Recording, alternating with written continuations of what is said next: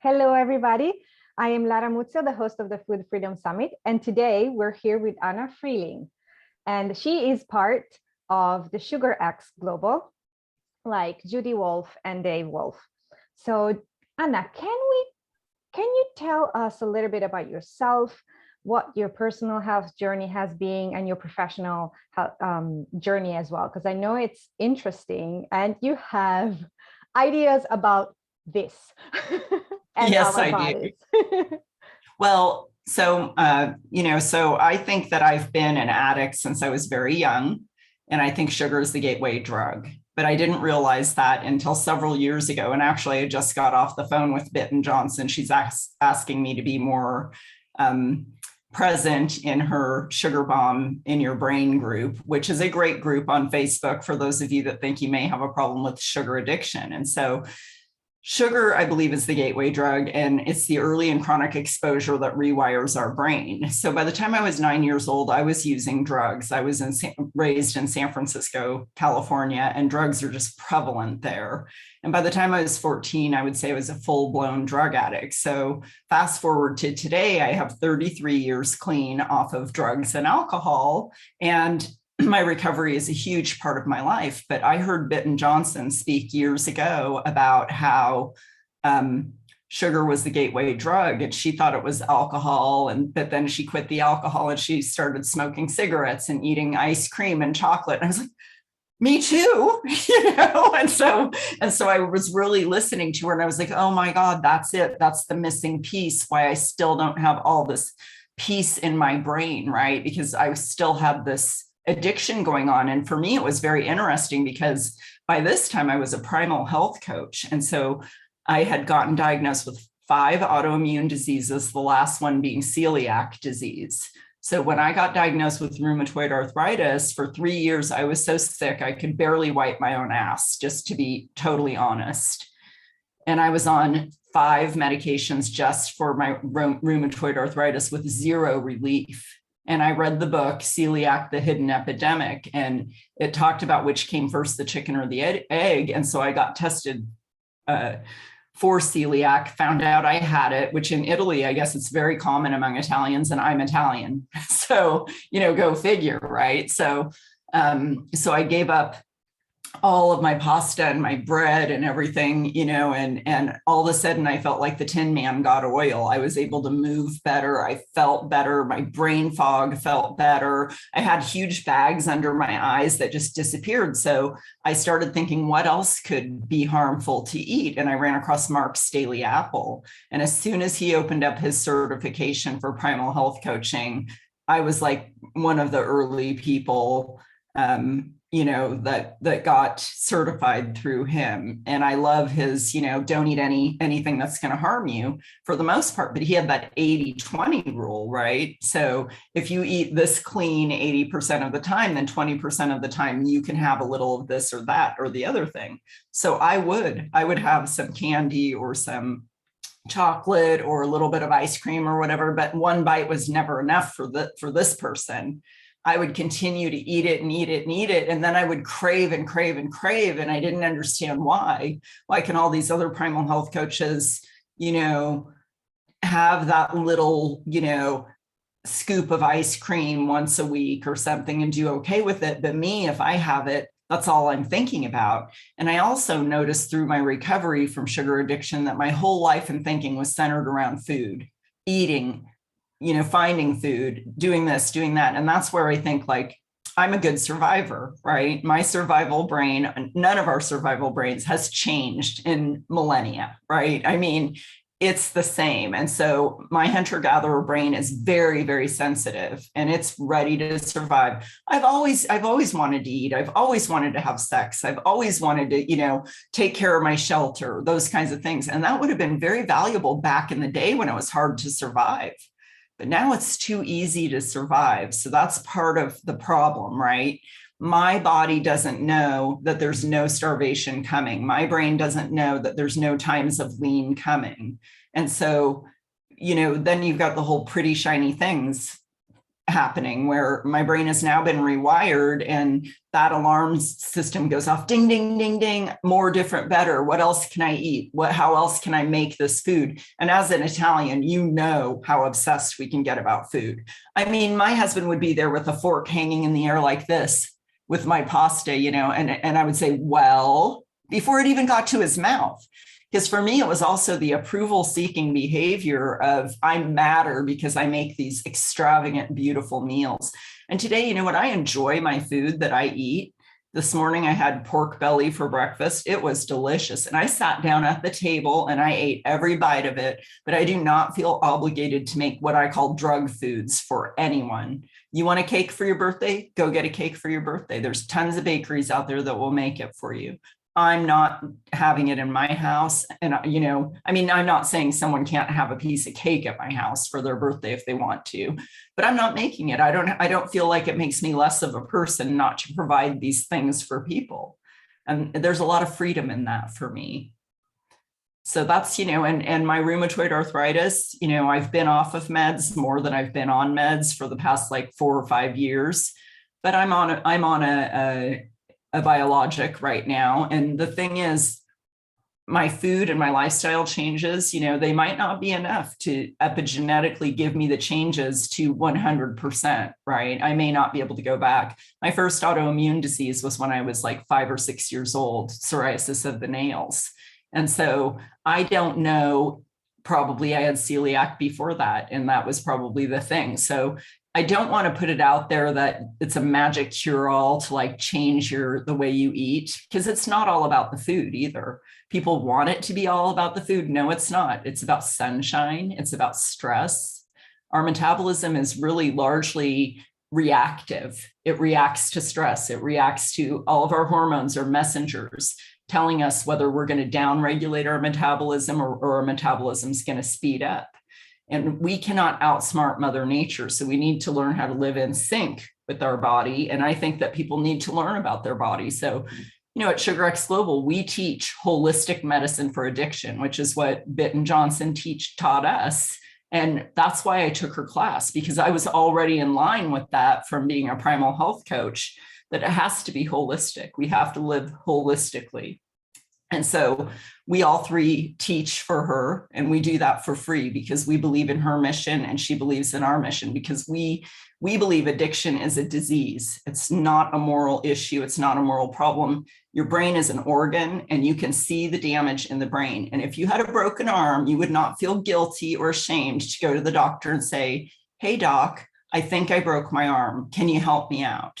But we have shame and guilt around the discussion of addiction, and people are trying to get rid of the word addiction. Let's call it harmful use. Let's call it substance abuse.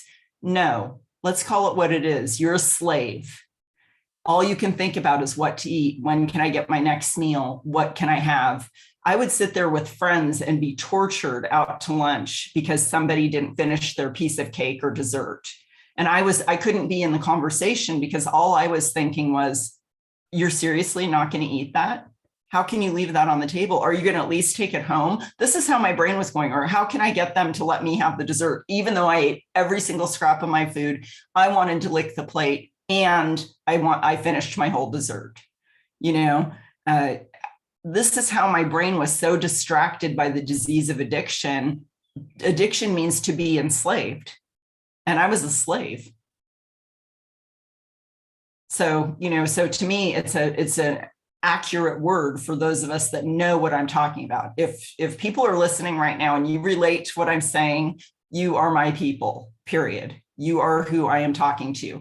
Some people, they can go ahead and get on a keto diet. They can eliminate the processed foods and they're fine.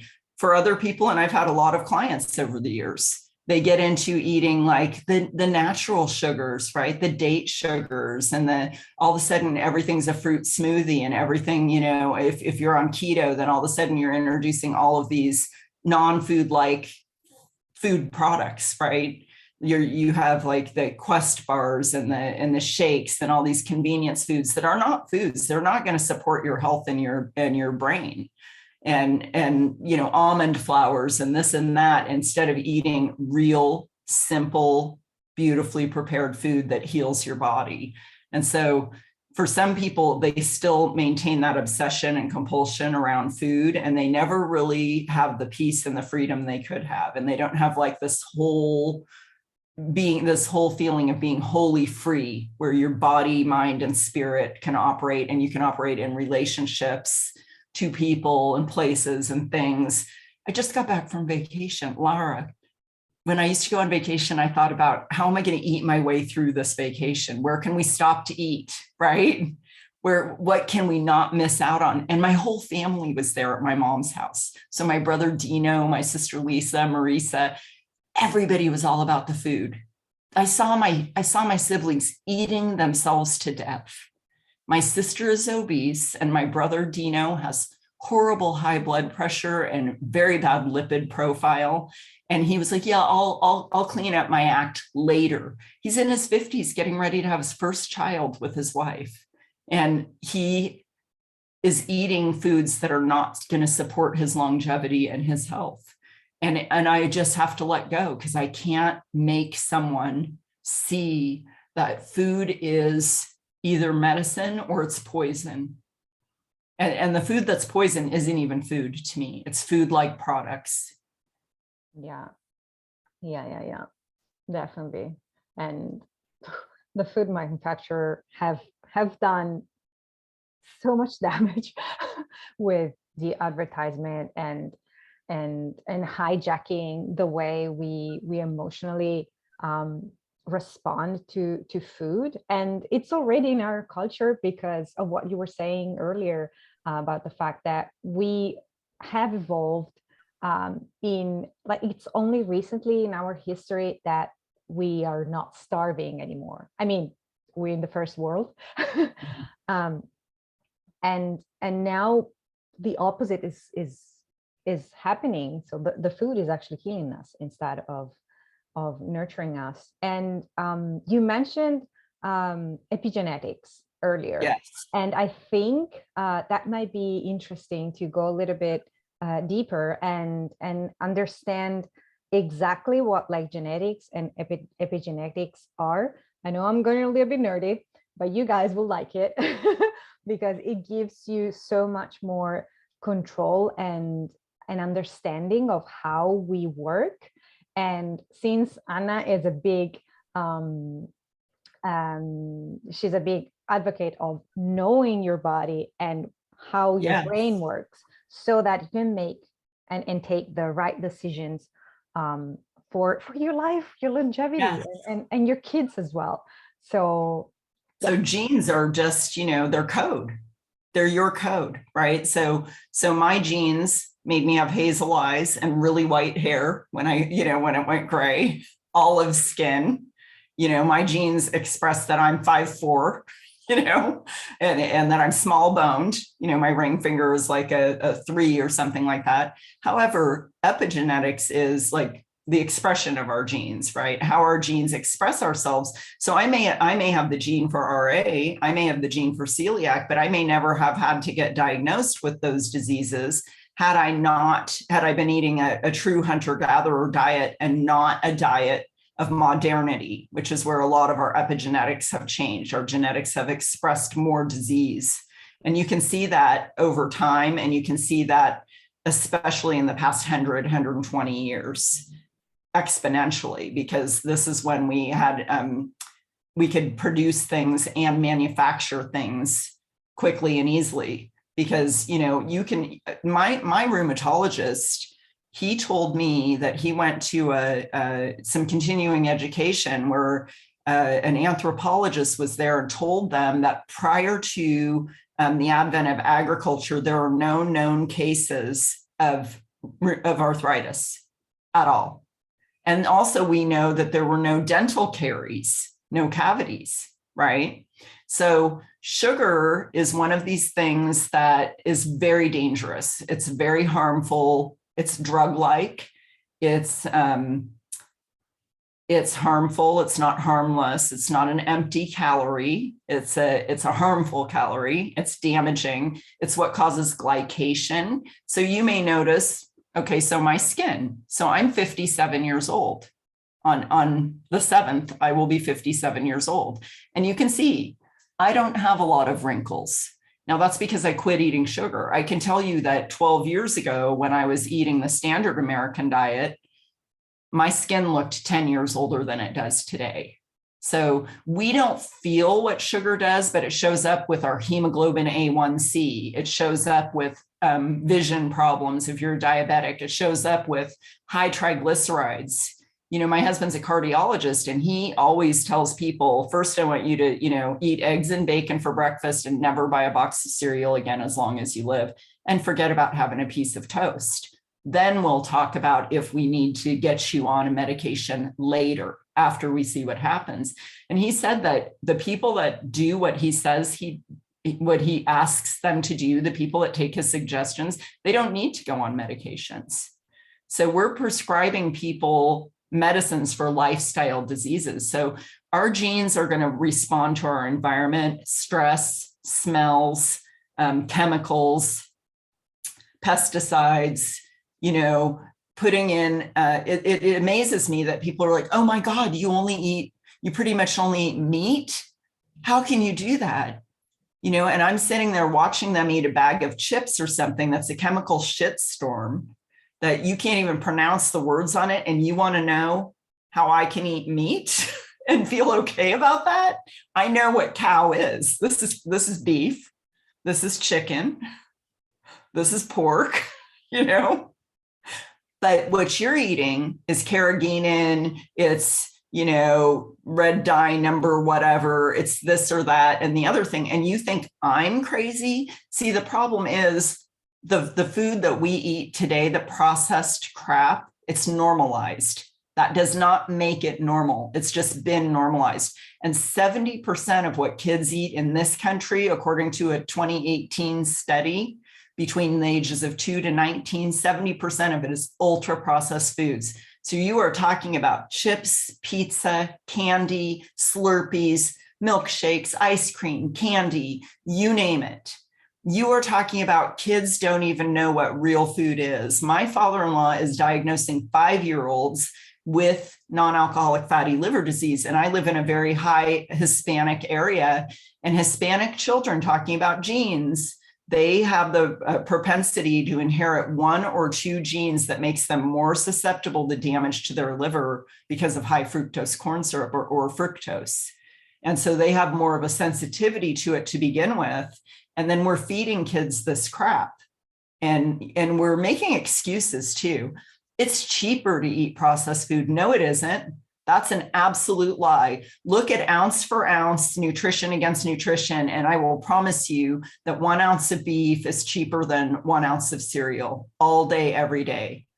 And it's the truth for the most part. And talk about the exponential cost, because you have to eat more and more cereal just because you can't reach satiety, because the way our body works, blood sugar has to be very stable, right? We have this homeostasis where this is what I meant when we cannot fight our body. Our body is going to fight for equilibrium. It's trying to help us survive. It's not trying to it's not making us fat for fun. It's making us fat to get the blood sugar out of our body and store that energy for later. That's why. So if you eat, say, okay, people think that Raisin Bran is a health food, right? Here in this country, it's a box of cereal. And Raisin Bran is, I think, 44 grams of carbohydrates per serving. Who eats 1 serving? Nobody. So let's just up that to be truthful, to say 88 grams of carbohydrates. So there's 4 grams of carbohydrates in 1 teaspoon of sugar. So do the math. That's, what is that? 10, 20, 21, 22 teaspoons of sugar. Now, if I put that in a bowl in front of you and said, here, have your healthy whole grain morning bowl of cereal, would you look at me like I'm crazy? No, but you do that every single day because they told you that these grains are healthy. And I want you to know that it's the Department of Agriculture. It's not based on nutrition. Our guidelines are from the Department of Agriculture in the United States. They're not from, some studies that really show what's happening in the human body. So then our blood sugar spikes. It goes way up really fast. And so then our insulin has to go up. And our insulin is like expecting it now, right? It's expecting this big sugar rush. So it might overblow, and then it pushes your blood sugar down, because we can only hold about a teaspoon in our blood. And so now our blood sugar is below what it needs to be. So we might feel shaky, or the word hangry, right? Which didn't exist. Hangry is now the new normal, right? Oh, I'm hangry. I'm having a food emergency. I'm having a food coma, right? There's 24/7 food porn on TV, on every show. Even the morning news shows here have food. You know, the 4th of July is coming up here, and they're just food, barbecue for the 4th of July, desserts for the 4th of July, you know, ding, ding, ding, ding. They want to keep you hooked. They want to keep you, and trust me, those cooking shows that are on the morning news, they're sponsored by whatever products are being used, or whatever cookbook is being sold, or whatever, right? It's all, you know, the commercialism and everything else, but your blood sugar goes up and it comes down, and what goes down has to come up. So you're going to be hungry against your own will. You are going to want to eat, and your body is trying to protect you, because you need your blood sugar to stay stable. You need it to be in a safe, healthy range. So by the time you have your blood sugar high enough to be, say, a type 2 diabetic, which I want to remind people, we used to call sugar diabetes, because sugar caused it. And I just wonder, hey, do you think the sugar companies may have had something to do with, we don't call it that anymore? Then they called it adult onset diabetes, because only adults got type 2 diabetes, right? Now they call it type 2 diabetes, because that's no longer true. Our children get type 2 diabetes. So we are talking about, you can see exponentially, and you can see with the language that we've used what's happened. And the non-alcoholic fatty liver disease, that wasn't even a diagnosis until the 80s, maybe even the 90s, but it was a diagnosis after we changed our eating guidelines to lower our fat and increase our carbohydrate. And, you know, I think the guidelines are currently something like 7 to 11 servings of healthy whole grains, or, you know, that kind of thing a day. If I ate that, I would look like a mountain in front of you.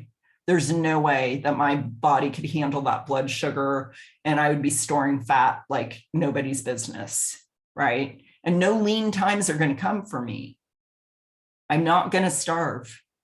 It's way too easy for me to survive today. So I need to learn how to program my genes my way. I need to remove the old programming, right? And so that's like on our phone. When our phone needs an update, we update it.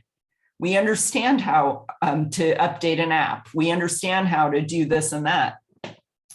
We understand how to delete an app. We understand how to access our email, this and that. But we know very little about the messengers in our body. And a lot of our hormones are messengers.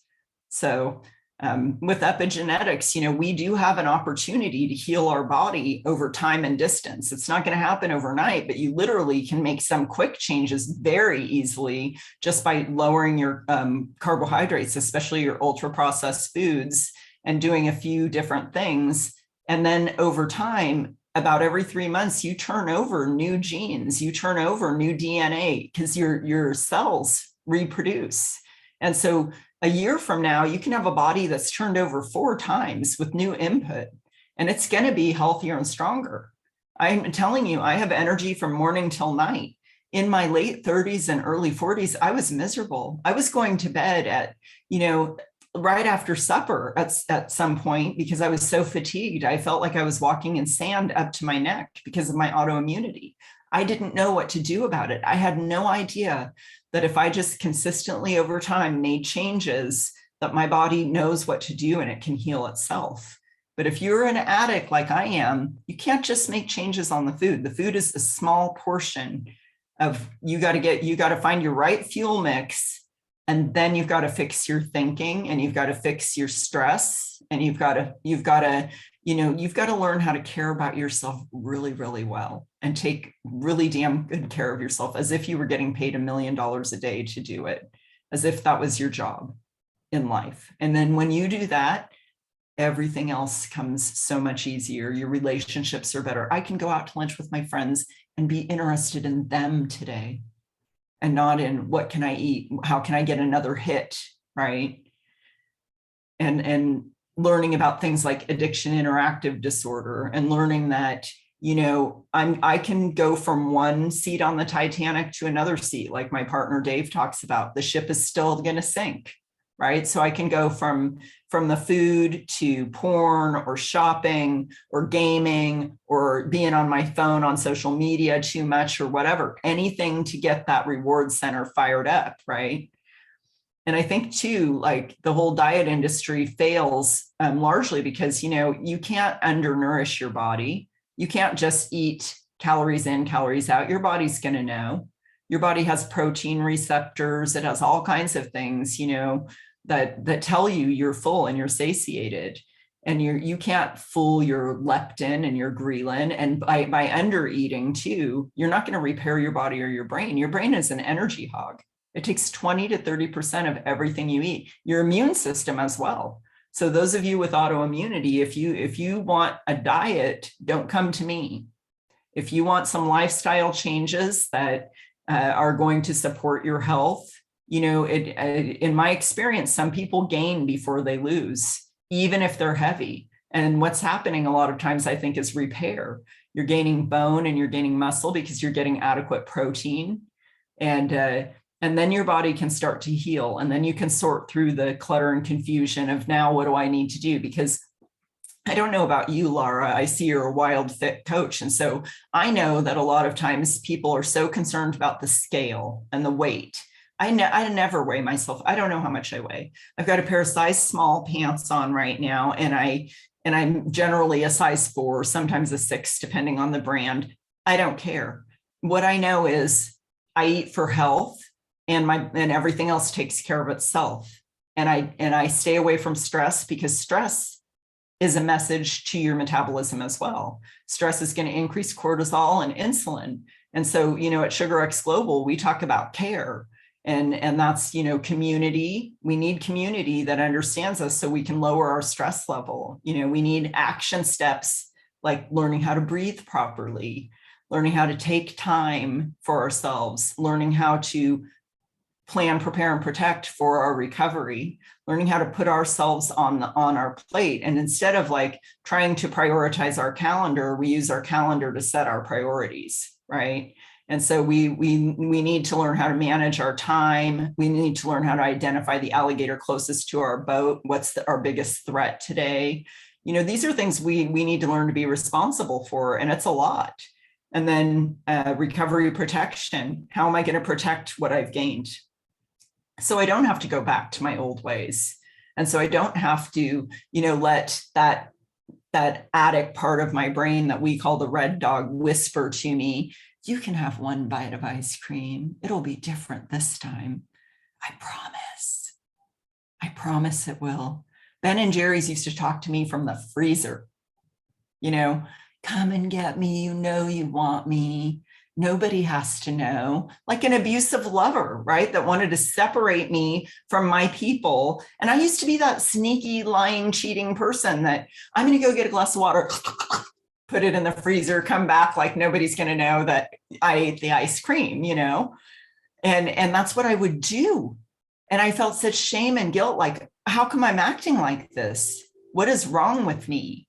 I ate a whole bag of powdered sugar, Lara, when I was pregnant with my first child. I wanted a hit.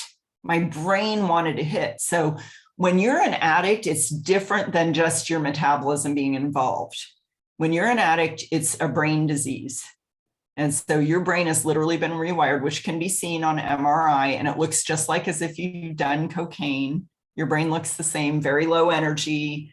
Your dopamine receptors are like, we don't want any, you've been hitting us too hard. And it's trying to keep that balance, right?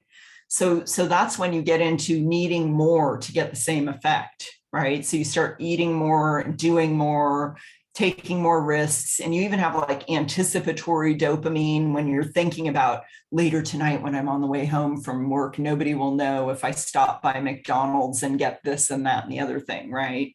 And then I can eat it in secret, and you're already revved up with this dopamine hit, and then you have it, and then it crashes, and you don't have this balance where you have a natural love and joy for living.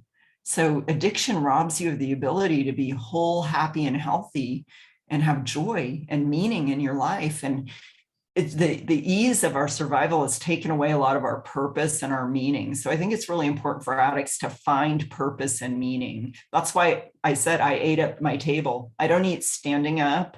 I make it a thing, here's my plate, here's my fork. Thank you, God. Thank you, universe, for providing for me. And then I eat my food and I chew it and I enjoy it. And I'm really in the moment having my meal. Because I'm the kind of person that if I sat here and ate at my computer, I would think an hour later, I don't remember eating. Did I eat? Because multitasking is a myth. It doesn't work. It's a lie. And then, of course, the E for care is education. We believe in educate, educate, educate. So we do educate on metabolism. We educate on automatic negative thoughts. We educate, and not only do we educate, but we have opportunities for people to grow, recover, and transform together. We do breakout rooms. We have growth sheets in our accelerator program. That is an incredible program of discovery. And it helps you identify. You have to know what you're recovering from, and it helps you personally find out what are you personally recovering from, because what I'm recovering from might be different than what you're recovering from, but I'm recovering from all these behaviors that happened to help support my addiction, right? And the sugar is just a thing. It's just something we abuse. The sugar, the drug foods, all of that, drugs, alcohol, that's a symptom of the disease of addiction. We keep eating because the food makes us keep eating, right? And because now our body and our brain has been wrecked metabolically, and our dopamine reward center has been hijacked. And so now people think they don't have willpower, and that's not true. They do have willpower. But the disease of addiction overrides that willpower because the want is so strong. So we do have to go through a period of withdrawal and a dopamine fast, as Anna Lemke would call it. Or there's a gentleman that I follow, and I don't know that he understands addiction, but he definitely understands the difference between willpower and skill power. Dr. Jade Teta talks about that, and I love that. Skill power versus willpower. That's what we need. We need to bring new skills into our daily living. How are you going to go to your big Italian family reunion and stay away from the pasta, right? How are you going to not insult your Nonna because, she made your favorite sauce just for you? From the heart. It's like, right. I made this just for you. And you're like, you haven't been keeping up with me for a long time. Yeah. Well, we have a client who she gave a beautiful example of saying no in a very lovely, sexy way. She said to her aunt, "Thank you so much. Your food is beautiful, and I so appreciate you doing this for me. I don't eat like that anymore."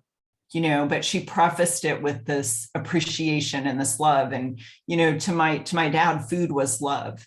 And when my kids were younger, I would say to them, "What's the main ingredient, baby dolls?" And they would say, "Love, mama. Love is the main ingredient." And truthfully, I prepare my food with love now, but I don't have that attachment of it has to give people a hit. It has to give people, in fact, I think I'm more loving by preparing whole foods that heal and support health, rather than, I want to get a reaction out of you and I want you to light up like the 4th of July because I'm feeding you this food, right? That was part of my addiction. That was part of what I had to recover from, was not being this person that everybody calls to get, "How did you make that sauce, Anna? What was it? A whole can of anchovies? Seriously? I don't even like anchovies." You just thought you didn't like anchovies, honey. Whatever. I mean, it's that whole thing. Like, I had this ego around my cooking and this and that. So for an addict, or for anyone who's changing everything about their food and lifestyle and going back to like really honoring our body and how God made us, it's difficult to like get out of that persona and find your own true identity. And I think that's the work of growth, and recovering.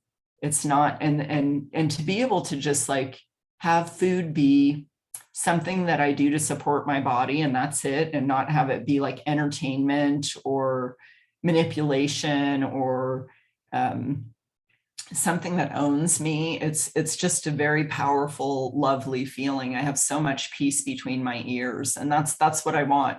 So at first, I think that's the thing that we have to support is the brain. And we have to know that the brain is going to go through this transition time, and it's going to be running, kicking, and screaming. The brain is very resistant to change because it is such an energy hog. It doesn't want to change. You brush your teeth with your right hand, you're not all of a sudden going to be like, hey, brain, your brain's not going to be like, we're going to start brushing our teeth with our left hand. And your brain's going to be like going, the hell we are. We know how to do this with our right hand. Why are we going to waste energy trying to learn to do it with our left hand? So there is a true energy struggle. So especially when you're coming off of drug foods, if you undereat, you're not going to provide your brain the energy that it needs in order to learn a new thing and do a new thing. So early on, I could care less about weighing, measuring how many times a day you eat. I would rather have you eat, a few deviled eggs or something for a snack than go and get that candy bar or have that donut at work or whatever. So the first few weeks, give yourself some grace. Don't go on another diet. Heal from being on a diet and find a food plan that works for you, but give your brain time to detach and to feel satisfied. And once that, about 30 days and your dopamine reward center will start to balance out. It'll start to balance out. Then you can say, okay, I'm going to try, 3 meals a day, maybe one small snack if needed. Then you can say, okay, just 3 meals a day a couple of weeks later. Then you can start playing with your macros and that kind of thing. But if you take on too much at once, that is guaranteed to make it difficult for you. And it will make it hard for people to live with you that you love, and it will make it hard for your brain to take on the change. So I think it all has to be about healing the brain first, because that's our master control center, and so getting really good sleep, getting some sunshine, taking it easy on yourself, maybe outsourcing some things the first couple of weeks you're really trying to change your lifestyle. It's not in your head. You're not dreaming that it's hard to change what you eat. But if you give yourself permission to eat plenty of whole, healthy, real foods, especially plenty of protein and plenty of animal fats, especially, that's going to help heal your brain faster than anything. Yes, thank you. That has been really, really like interesting and as a message, taking care of ourselves as like our entire being and not just, yeah, I want to get cute for the summer, so I'm going to go on a diet. It's a completely different approach. And I think it's very important, especially nowadays, that it's all about the diet mentality and the diet industry and getting into this like fast results that are not really results. And then they give you, if I don't know exactly the number, but it was like the majority of people that go on a diet, then they gain back what weight they lost plus something more. 95% is the number. That's the statistic. Yeah. So and you gain and lose the same amount of weight over and over and over again, and you diet your way to a higher and higher weight because you're trying to fight your metabolism instead of work with your hormones and work with your body and repair your body. And protein is required to make healthy neurotransmitters, and neurotransmitters are little messengers that tell your body what to do. And so, and and hormones are little messengers that tell your body what to do. And they're also made out of amino acids. So if you are not eating enough protein, you are not going to heal all of those messengers. And those messengers will say, I've had enough to eat. What, me? I've had enough to eat? How did that happen? When did that happen? Right? It's amazing to me that I feel satiated because my whole life I was hungry all the time. And now I'm not. I'm not hungry all the time. I'm hungry sometimes, and it's so freeing and so liberating. And, Lara, let me ask you something. Yes. When you die, what do you want to be remembered for? Do you want to be remembered for having a bikini body? Is that really high up on your list? No, really. I want to be remembered for the impact that I've made in this world, in like the people in my circle, but also the people that I don't even know. Right. So that is really important. And so why do we all of a sudden think it's so important to be a certain shape or size? There are metabolically healthy obese people, and there are thin people that are horribly metabolically deranged. Yeah. So it has nothing to do, health has nothing to do with size. And then you've got all kinds of different body shapes. There's no way you can control that. Right. And somebody decided what ideal beauty was, and we're supposed to go along with that. I would like for, speaking as a woman who's 57, the older I get, the more beautiful older women appear to be to me. My mom is 81, and she just survived a horrible car accident, and she's taking responsibility. She's taking my suggestions, eating more protein, moving more of herself more often, getting out in the sun, taking a few supplements to support, where the vitamin D is going to be activated, and where the calcium is going to go in her body and things like that. And she has this desire to live and to make a difference. And while I was there visiting, we went and we set up tables for an auction that was going to be going on, that she was helping with, to support cancer, patients in her community. And at 81, she's making a difference in her community. And I want to be able to do those kinds of things. I want the energy and the wherewithal and the stamina to make a difference. And I don't think people are going to care, oh, Anna was so beautiful and, this and that. No, I don't think that's what they're going to be talking about at my funeral. They're probably going to say, you know what, Anna was really spunky, and despite her, despite everything she went through, she made a difference. That's what I think they're going to be talking about. Yes. And I think getting really clear on what your vision is, and taking responsibility and being 100% responsible for that vision. Because if you don't take care of yourself, you can't create anything.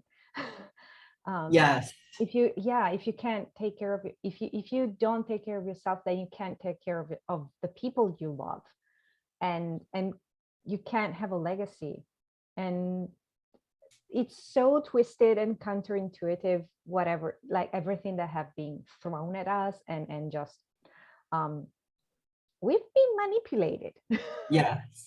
And, and I love that, have a vision, but change your vision, update your vision, learn and grow, let your obstacles become the way, right, to a new path. So you hit an obstacle, like say you've been doing great for 3 months, and then the holidays roll around, and oh no, I ate a bite of food. And then Red Dog comes out and says, see, you loser, you're never going to be able to do this.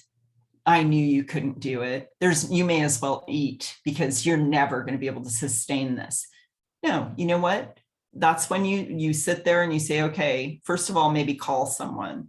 Hopefully you've gotten into a community that can help support you. And you can say, this is what's going on inside of my head. And that person can say, well, is that even true? Because for 3 months, you didn't put a bite of food in. So let's talk about what maybe have been going on. And normally you're going to find out, well, I didn't want to hurt my grandma's feelings, or I didn't want to, we took on responsibility for stuff that's not our responsibility. And that's largely what traps us into our old habits and patterns of living. And so don't let a failure is only a failure if you don't get back up. Getting back up one more time than you fall down, that's success, but we've got to have an aim. And then we have to have a journey, right? And it's a journey. And I think we have to build joy into the journey. Part of the disease of addiction is thinking the grass is going to be greener on the other side. I'll be happy when, I'll be happy if. And so we think there's some magic size or magic number on the scale that woo, all of a sudden that's going to fix everything. And you know what? Most of us have been that size or that shape for a minute. right? And it didn't change anything. In fact, then we started thinking maybe we need plastic surgery. Maybe we need this, maybe we need that, because if you're an addict, more, different, better is your creed and your motto. And there's no way you're going to be satisfied, because addiction is a bottomless black hole. And you can throw as many, what you think is going to be the solution to fill up that hole as you want, and it's never going to be enough. I always say Prince Charming could have come to the door on a white horse and I would have found something wrong with him in my active addiction, because he wouldn't have been enough for me, right? Well, you could be a little taller, or you got a little gut going on there, or you know what, you're too nice. You need to mix it up a little. I would find something wrong, right? Because that's what my disease is going to do. My dis-ease, my need to feel like there's this nirvana, there's this place. And I'm going to tell you what, there isn't. There is no ideal weight for you. There's no this and that and the other thing. Take today and squeeze some joy out of it. Start doing that from the beginning. Get up and say, you know what? I'm breathing. I have breath in my body, and that's not a promise and that's not a guarantee. And I get to walk on this planet, and you know what? I'm going to show up. I'm going to show up, and I'm going to live as if I'm already there. I think that's the secret. Live today like you're already at your goal. What would a person who was living this vision, what would they do? What would they be doing today? Would they wake up and be, I'm never going to be able to get to my goal? Or would they wake up and okay, take a deep breath. Let's do this day. Let's have some fun with it. Let's play. People forget to play. To me, playing is a huge part of what we do at SugarX Global, because people, they can get very serious and very hard on themselves, and it's not okay. That's dangerous. It's self-loathing is a common theme among addicts. Alienation and isolation is a common theme. People think they're the only one that's ever felt that way or done these things. And when you find out that's not true, and you can start to laugh at yourself. I mean, I don't laugh about eating a bag of powdered sugar when I was pregnant mixed with water, but I can laugh that my butt, my nickname for my butt used to be Ben and Jerry. That's what my husband used to call my butt. From left to right, Ben and Jerry, right? I can laugh about that. I can laugh about that that I ate so much candy and this and that. I laugh about it, and I'm like, you know what? Because I'm free now, I can do that. And I don't have shame and guilt. I don't live with shame and guilt. I understand that, just like I have at the beginning, I said, I have hazel eyes, I have white hair, I have an addiction. My brain has been rewired. And once it's rewired, it can't get unwired, right? What I need is to have a brain bypass. I need to have new neurons built up. And that's going to come slowly over time. So if I say I broke my right arm, over a month or two, I'm probably going to get pretty good at brushing my teeth with my left hand, right? So it's those. And once I learn to brush my teeth with my left hand, guess what? That's not going away. I'll be able to brush my teeth with my left hand. Just like you learn to ride a bike, you're going to be able to ride a bike. It doesn't matter if it's 10 years since you got on a bike. Your wiring doesn't forget how to do it. So with addiction, we can't go back. We can't go all of a sudden say, well, maybe this time it'll be different. Maybe I can have one bite this time. That's not going to happen. And there's a great deal of grieving and acceptance that comes with that. You're not just going to be like, oh, I'm going to give up all these drug foods and everything's going to be great. No, you're going to be like, I'm so sad I can't eat pasta anymore. And I'm sad and that's okay. It's part of the process. But at the end of that is this rewarding, beautiful, free place that you have more freedom. Like it's said that in addiction, we give up everything for one thing, right? To get that hit. We give up everything, our relationships, our sanity, our values, everything to get this one thing, a hit to the brain. And these foods are so psychoactive. Man, they do the trick. You watch kids fight, they'll fight over who's going to get the biggest piece of cake, right? We're talking about knockdown, drag out fights between siblings over food. right? Over processed food. Did you steal my Halloween candy? I mean, I know what me and my siblings were like. And in recovery, we give up one thing. We give up getting the hit. However that hit is coming, I don't care, because the disease of addiction doesn't care. The disease of addiction is a horror. It doesn't care. It can be legal, illegal, moral, immoral. It doesn't care. Just give me a hit, right? But we give up getting that hit, and we get everything. We get everything. And at the time, your disease isn't going to want you to believe that. It's going to lie to you. And it's going to tell you, you need me. I'm the only one who has ever been there for you. But once that quits working for you, once getting a hit quits working, and you keep trying to make it work, and you keep trying, well, if I just find the right combination of the right diet, the right this, the right that, it'll be okay. And you try and you try and you try. If you look at your history, you'll see it doesn't work. Get on the horn with me and Judy and Dave. Do a sugar interview with one of us. That will show you your patterns in your history. You'll see that, maybe you're like me. I climbed up on the counter at 3 years old to get baby aspirin because I needed a hit. I needed that taste of that tangy orange. And I remember looking over my shoulder thinking, oh my God, my mom's going to kill me, if she sees me. I remember like the dust in the air coming through the light. And I didn't remember that until I did my sugar with Bitten Johnson. And that's a tool she developed to show you your patterns of behavior. And it really helps blast through the denial, and it helps you want to become compliant with a new way of living, right? Because you want to stop harming yourself. And addiction is harm. At its root, it's harm. It harms me and it harms others. It harmed my friendships because I couldn't be fully present. It harmed my relationships with my family because I couldn't be fully present, because I was always thinking about getting a hit, numbing out, feeling different, right? Changing the way that I felt. We like to show a video at Sugar X. It's Eric Clapton on 60 Minutes, his 1999 interview with Ed Bradley. And Ed Bradley says, so it started with the heroin. And Eric Clapton says, no, it started with the sugar. It started with sugar on bread, sugar on this, sugar on that, any way I could get it, because it changed the way I felt, right? Changed the way I felt. If we're always trying to find that magic combination, that magic pill, that magic diet, it doesn't exist. And I promise you, people are resilient and they have everything. You guys out there listening to this interview, you already have everything you need inside of you.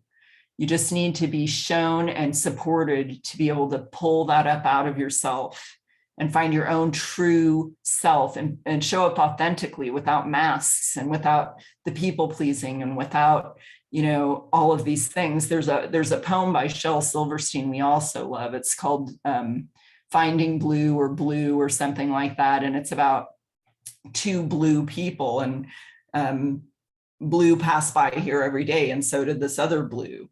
And this went on, and they never knew.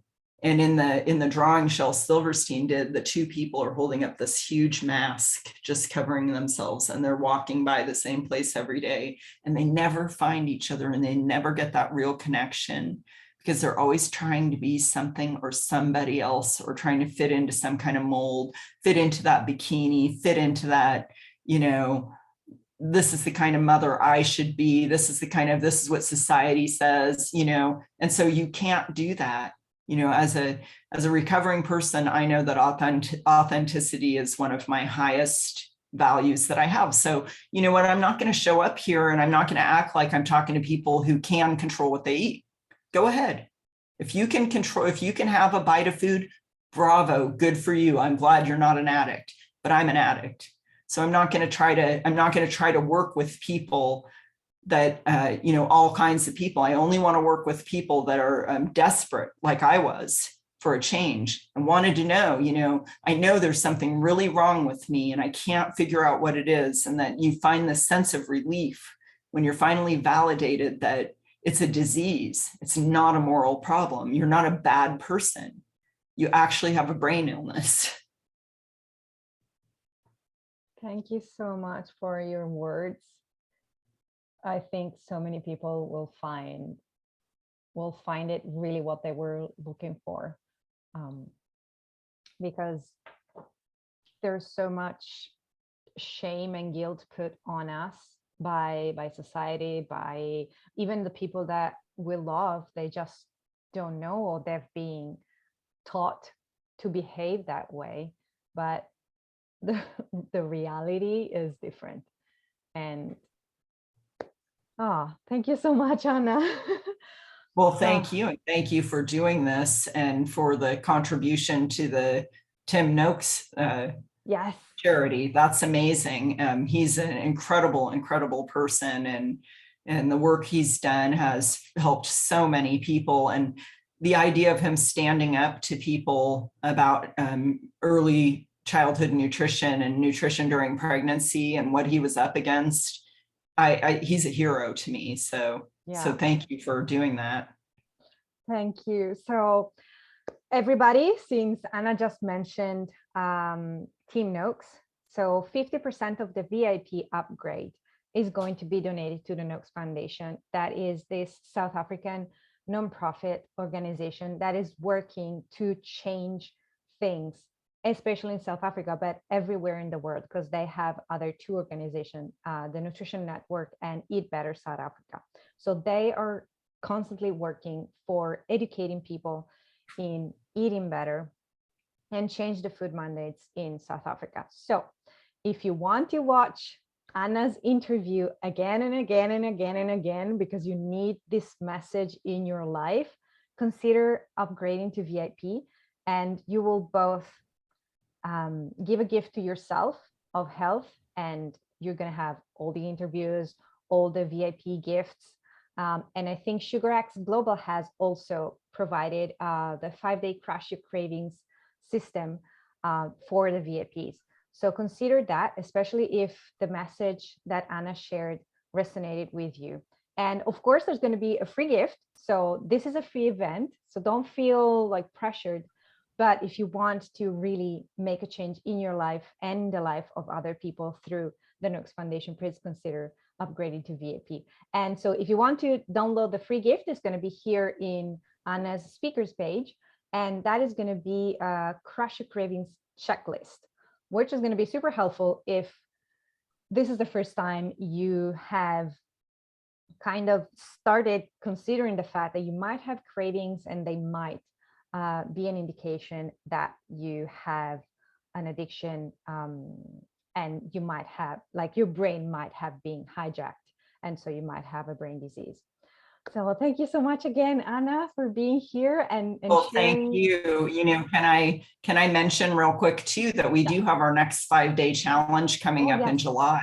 So we do have a free, well, it's actually, we're charging $1 this time. And there's a reason for that, because we have thousands of people sign up, and we'll have like 70 or 80 people show up. So we thought, let's just charge $1 and see if a little skin in the game helps people show up for themselves. Yes. You know, sometimes just pushing pay, that makes you like, well, I paid for it, I'm going to come. And so it's 5 days. And of course, you're not going to crush your cravings in 5 days, but we're going to teach you how to crush your cravings in 5 days. And the first day is all about the truth about your cravings. And then on day 4, we go through a lot of the biochemistry and the food and how to find a food plan that sustains you. But what do you have to do between that, you know, understanding addiction as a disease? And what do you have to do to plan, prepare, and protect to get yourself ready to be successful? And then how do you continue to be successful? And that I encourage you to go ahead and get that that ebook, that because there's a lot of recovery protection elements in that as well that can really help you with all kinds of things in your life, not just the food. But do you show up in a bad mood at the end of the day? What are your triggers? What's your cues? What are your customs? What are your consequences? What can you do different to have new customs so that you can show up different for your family? So our tools are applicable to every area of your life. Yes. And this thank you for having me, Lara. Thank you for being here and sharing so much. And just as a closure, my own like nutrition and health journey have actually started my own personal development journey. I think if I didn't seek, if I hadn't looked for a different way to nurture my body, I would never have gotten where I am now, and being able to do what I do, and feeling so much more authentically me. So if you really want to show up and be authentic, grab all the all the amazing gift here, and just start to make a change in your life. It is I mean, I know you might not think it, but it is possible. And thank you, Anna, for showing us that today. Thank you so Thank much. you.